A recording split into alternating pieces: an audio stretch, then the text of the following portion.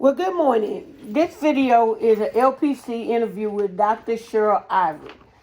Good morning. Good morning, Dr. Ivory. Thank you for your time. My name is Miriam Bird, and this is assignment for my counseling supervision class.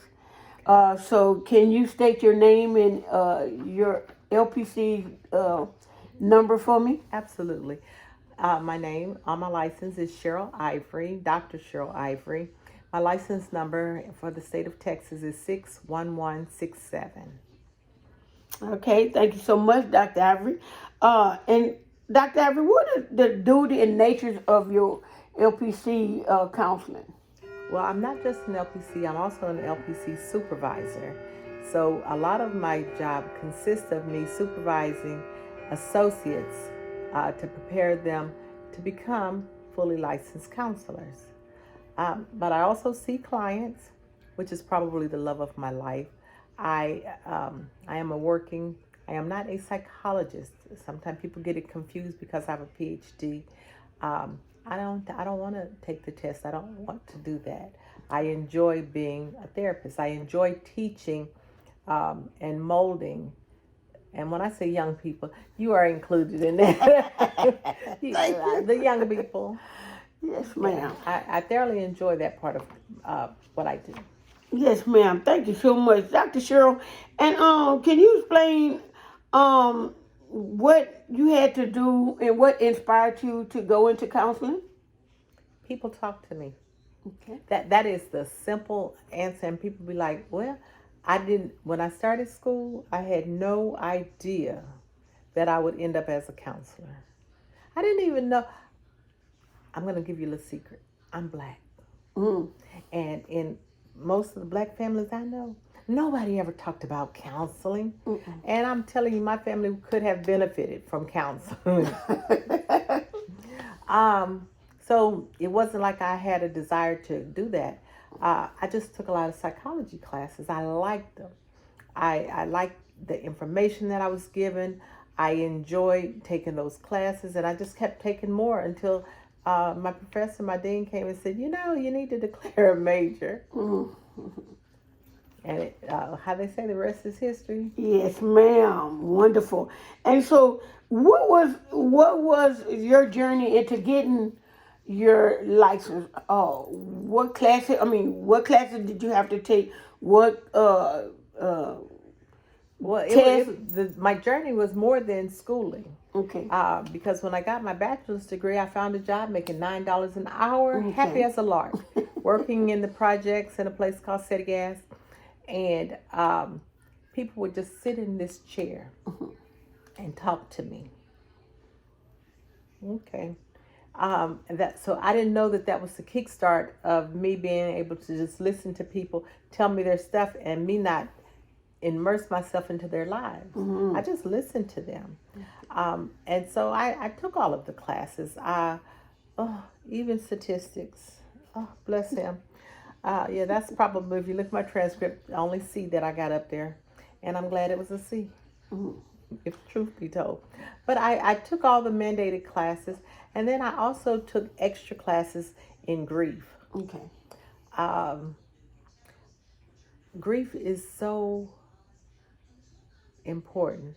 I did not know what complicated grief was. Okay.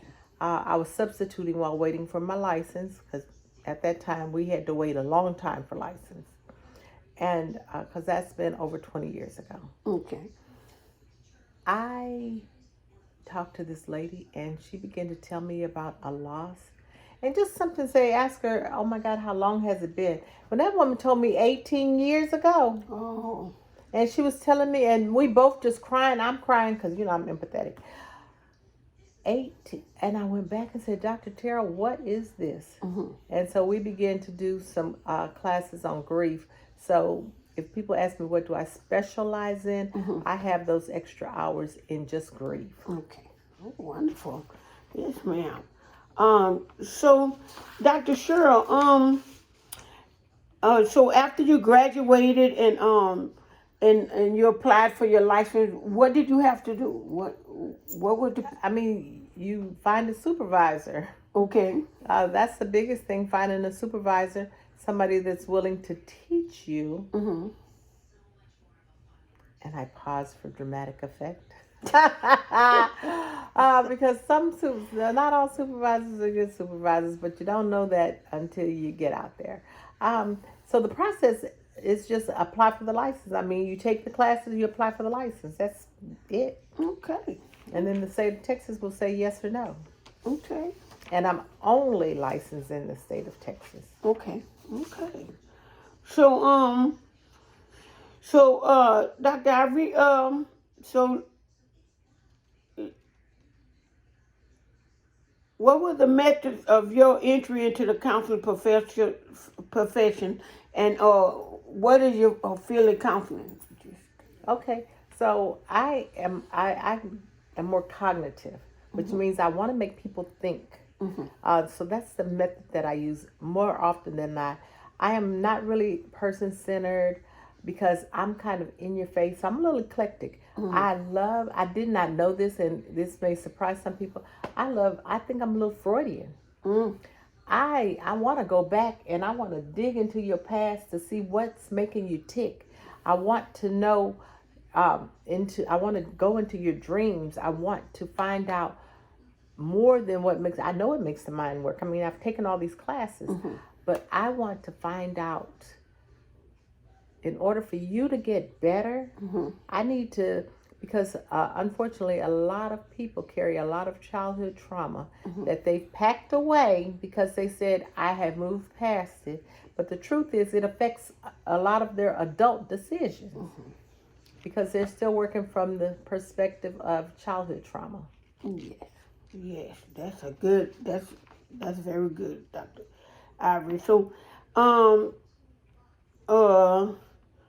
so you discuss your theory. What kind of additional counseling and certificates or credentials do you possess? None. I do have a PhD in counseling, and it is Christian counseling, but I'm not a Christian counselor. Okay. I am a Christian that does counseling. Okay. When I hear the term Christian counseling, it just drives me crazy because a 6-week course at a certificate does not qualify you. It only teaches you how to read the Bible better. And so I'm a Christian that does counseling. But I'm also a hood girl that does counseling. So when you say what qualifies me, life qualifies me. I use who I am, and I think that's what draws people to me. When I go out to speak, even in other states, people want me to be their therapist. No, I'm only licensed in Texas. But I'll come and speak at your conference, you know, whatever.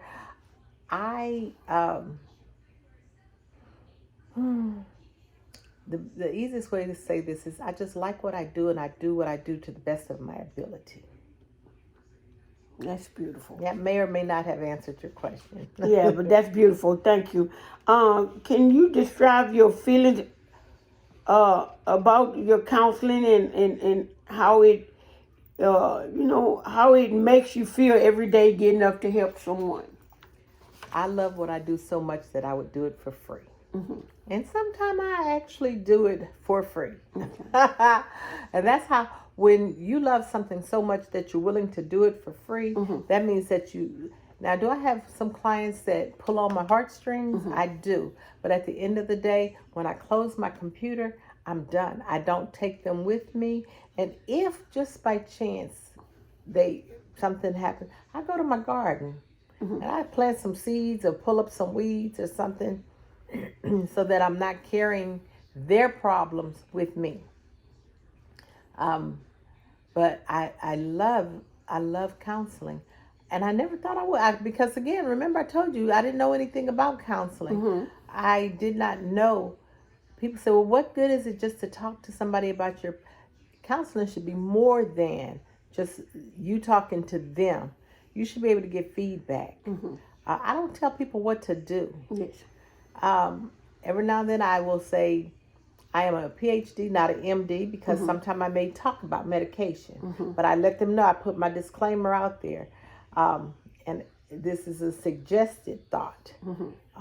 And I will ask them questions about medications because I believe in medication. Okay. I believe that the psychiatrist and the therapist need to go work hand in hand. Don't take medication and don't see a therapist. Yes. Because all you're doing now is covering up the problem. You're not working on fixing it. I have a heart for people in ministry, Okay. pastors. I wrote my dissertation on who helps the preacher. Mm. My theory is we have too many depressed pastors in the pulpit. Mm. Wow. Who checks on the pastor to make sure he's okay? Yes. Who's asking the pastor, how's your day going? Like, and genuinely mean it. Yes. Not, hey, pastor, you good today? Not that. But I'm talking about looking in their face and being able to see, my God, what's wrong? Are you okay? Do we need to, let's go to lunch. Who does that? Yes. So anyway, that's all part of why I do what I do. And that's wonderful, Dr. Ivory. And what are your thoughts about self-care? My favorite topic, self-care. Baby, I love me more than anybody else could ever love me. Yes. And when I first started doing counseling, I was almost 300 pounds. Mm. Wow. And when I first started doing counseling, I didn't realize how depressed I was. Mm. I don't really have anxiety, but because of things that life have dealt me, I didn't know that I was depressed. And so I got a therapist myself. I did not know that was self-care. Mm. But it is. Every good therapist, let me look into your camera. Every good therapist should have a therapist. Hello. I wanted to make sure, I believe that. So that's part of it. There's nothing wrong with the massage. Yes, Lord. A good massage. Changing how I eat, what I eat. I eat well, but I also, I enjoy cooking the food that I eat. For me, that's self-care. And here's the biggest thing is my garden. I hated my mother's garden. I hated it. I hated going out there whooping okra. Don't ask. I hated her garden. We was eating that. I enjoyed the food that was coming out that garden. I didn't like it. But I did not understand how therapeutic it was for my mom. Until we had COVID and I needed to find something to do. I started painting. And people be like, oh, those pictures are interesting. It's my art. Art is very subjective. You know, if you go look at some of the big name people, you ever looked at a Rembrandt? He don't have little flowers and cute little, no, his stuff is weird. Okay, but anyway. So, Dr. Ivory, this will conclude this interview, and I appreciate your time, and thank you very much for your insights on everything. And I look forward to working with you again. Thank you. I'm sorry at the end of your video coughing, but I thank you. I know that you will be great in doing this. Once you open up and realize that people are just people, hurting people are hurting people. It does not matter whether they're white, black, tall, short, thin, straight, gay, doesn't matter. If they're hurting,